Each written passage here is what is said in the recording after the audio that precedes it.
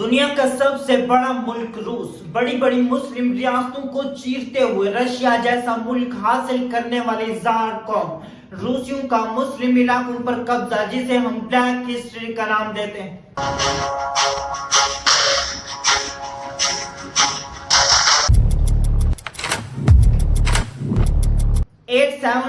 878 में ओल्ड बादशाह जो कि केव नामी एक छोटे से शहर पर कब्जा कर लेता है। ये शहर डॉन जनिपर मगरबी डोनिया के दरियाओं के दरमियान में मौजूद था। ये एक छोटा सा शहर था, लेकिन बाद में 9वीं सदी के आखिर में जाकर प्रिंस विलाडी जो के साथ के छोटे छोटे इलाकों पर कब्जा कर लेता है और इसे बकायदा एक रियासत का नाम दिया जाता है। यहीं से रूसी कौम की बुनियाद शुरू होती है। इनके पास रियासत तो है, लेकिन कोई फ्यूचर प्लानिंग नहीं है कि हमारे स्कूलों में एजुकेशन का सिलेबस क्या होगा, हम किसी इलाके पर कब्जा करेंगे तो मिशन क्या होगा, हम हमारी कौम की वहादत को किस नाम पर इकट्ठा करेंगे, कौम की वहादत का कैसे फायदा उठाएंगे। इन सारे सवालों का एक ही जवाब था कि किसी मजहब के नाम पर इस कौम की वहादत का फायदा उठाया जाए। फाइनली 988 को प्रिंस विलाडी ईसाईयत मजहब कबूल कर लेता है और अब से ऐलान किया जाता है कि स्टेट का सरकारी मजहब क्रिश्चियनिटी होगा।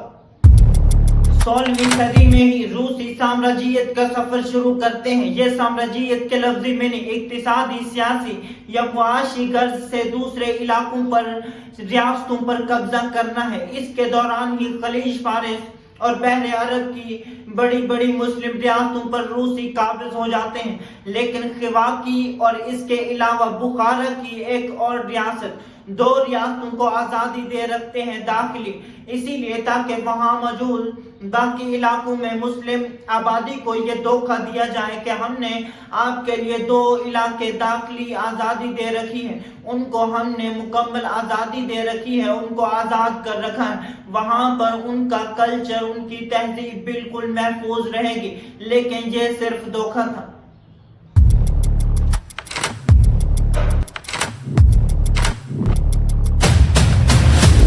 ये मंगोल कौम ऑलरेडी इनके कंट्रोल में थी। ये कई सदियां गुजर चुकी थी मंगोलों को रूसियों की गुलामी करते करते। जैसे हिंदुस्तान में बरतानिया ने अपने एजुकेशन सिस्टम के जरिए हिंदुइज्म और इस्लामिज्म को दबा रखा था, इसी तरह रूसी जब कभी किस इलाके पर कब्जा करते वहां पर एजुकेशन सिस्टम नाफिज कर दिया करते थे। इस एजुकेशन सिस्टम को एक लंबे अरसे गुजरने के बाद मुसलमानों ने फेल तो कर दिया, लेकिन इसका बहुत बुरा असर हुआ मुस्लिम तहजीब पर।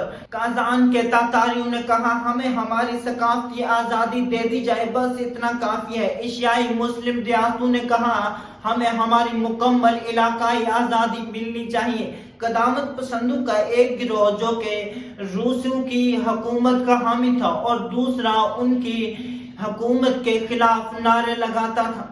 1917 में जब इन रूसियों का तख्ता उलट दिया जाता है, ये सलावी कौम जो के इक़्तिदार संभाल लेती है। यूं समझिए कि वो रूसियों के जो अपने इलाके थे उनको तो आजाद रहने देती है, लेकिन रूसियों ने जिन इलाकों पर कब्जा कर रखा था उन पर कब्जा कर लेती है। इसका मतलब कि ये जो रूस है ये 2 टुकड़ों में डिवाइड हो जाता है, एक मगरबी रूस और दूसरा सोवियत रूस। अब सोवियत रूस मुसलमानों के लिए ज्यादा खास था क्योंकि इसमें ज्यादा मुस्लिम रियासतें मौजूद थी।